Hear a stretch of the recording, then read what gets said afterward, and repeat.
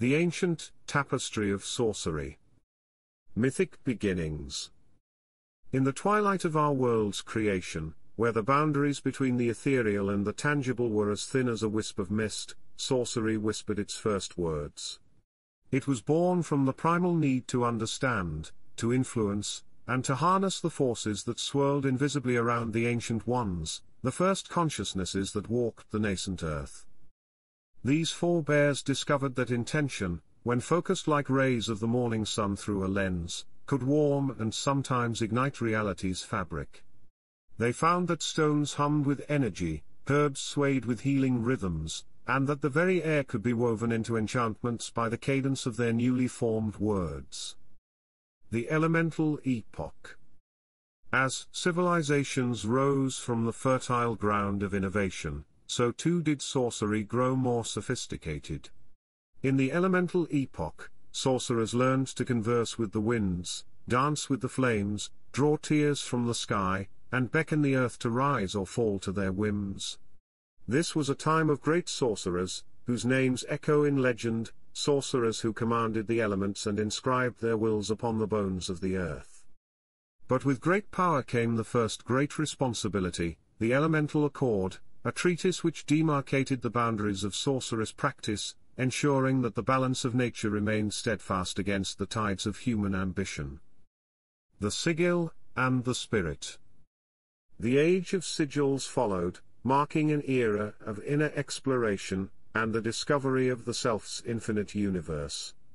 Sorcerers delved into the arcane art of sigil creation, each symbol a universe unto itself, a distilled essence of a desire, a dream, a destiny.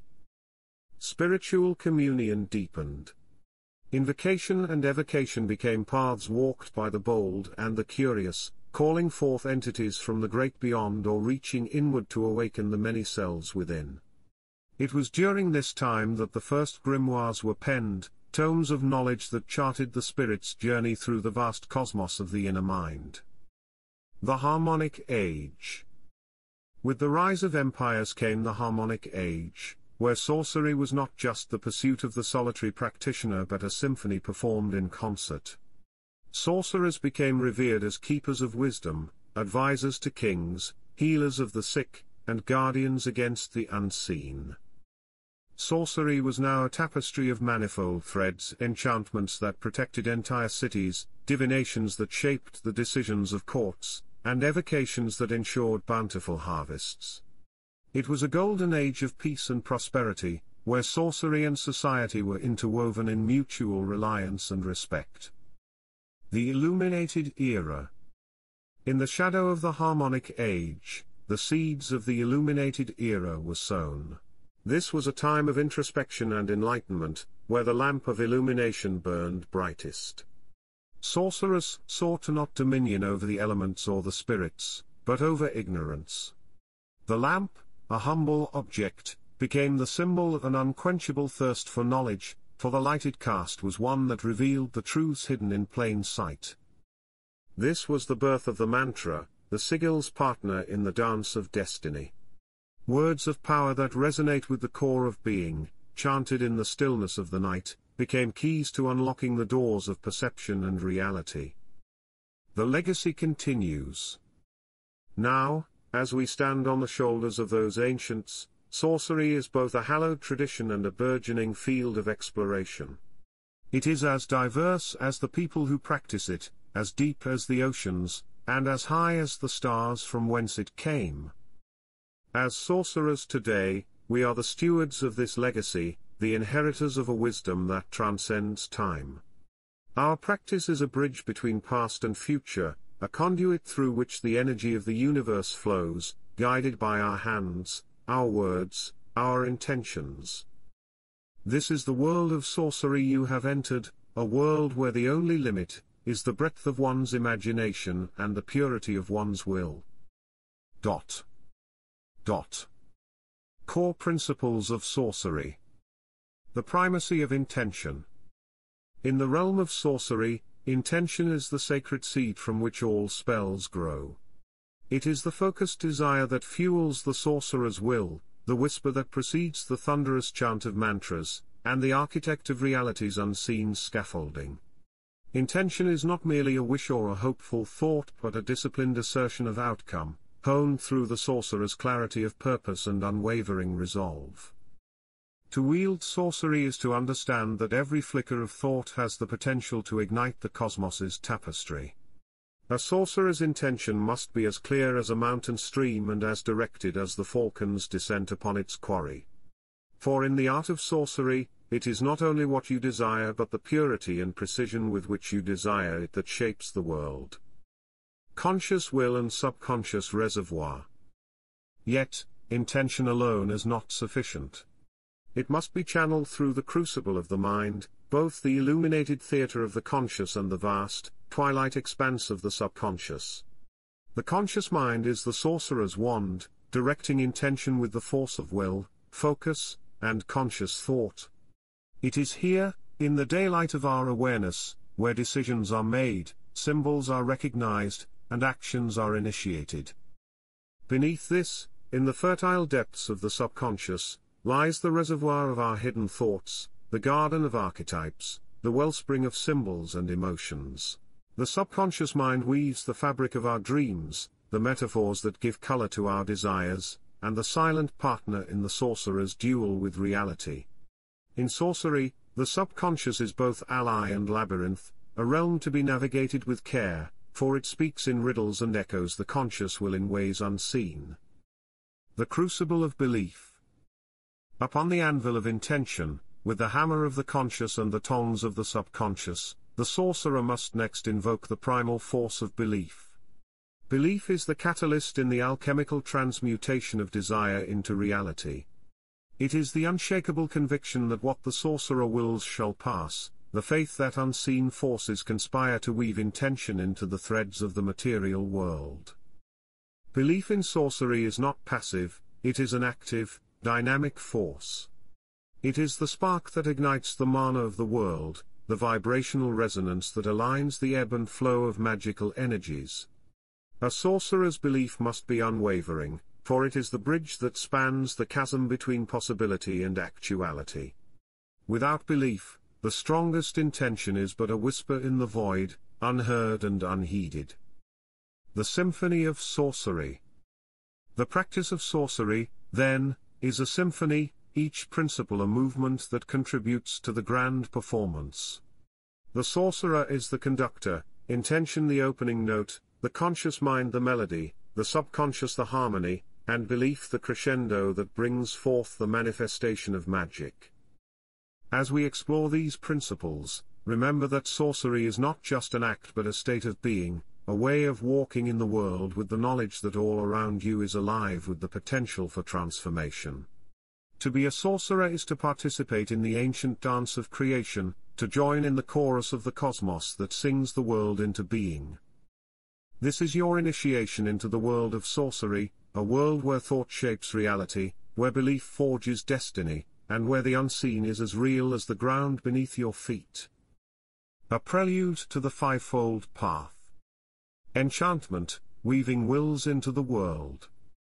In the tapestry of sorcery, the first thread we grasp is that of enchantment. This is the art of imbuing objects or circumstances with a specific intention, turning the mundane into the magical. Enchanters speak to the soul of the world, requesting, or sometimes compelling, change. Theirs is the realm of talismans and amulets, charmed items that carry luck, love, or protection. As we delve deeper into this art in the episodes to come, we will explore how an enchanter's whisper can become a roar in the fabric of reality, how objects can become vessels of power, and how the most trivial of circumstances can unfold into the most extraordinary of destinies. Divination, gazing into the great beyond.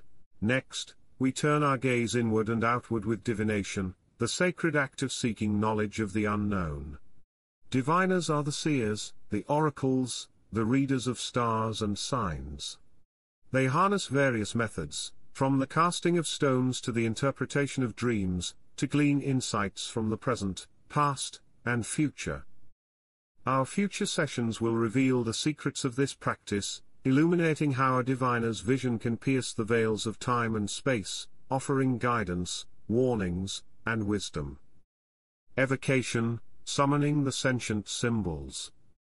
Third in our quintet is evocation, the conjuring of entities, such as familiars or servitors. Emissaries crafted from intention and will, these beings serve purposes dictated by their creators. Through sigils and sacrifices, evocators bring forth companions from the ether, entities that navigate the currents of unseen worlds on behalf of their summoner. As we delve into the heart of evocation, we will learn of the bonds that tie these entities to their creators, the responsibilities entailed, and the profound mysteries of their existence.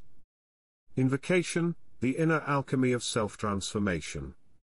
The fourth strand we entwine is invocation.